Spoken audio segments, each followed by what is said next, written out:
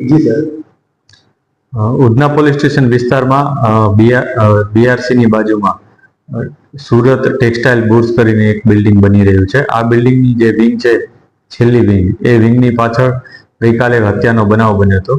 આ બનાવમાં હકીકત એ મુજબ છે કે હત્યા કરનાર વ્યક્તિ અખિલેશ ઉર્ફે કાલુ અક્કુ એ કરીને એક વ્યક્તિ છે જે ત્યાં મજૂરી કામ કરતો હતો। એ પોતાના પત્ની સાથે ત્યાં રહેતો હતો। એણે પોતાના પત્ની અંજનાબેનનું ચપ્પુ મારીને હત્યા નિપજાવી દીધી હતી।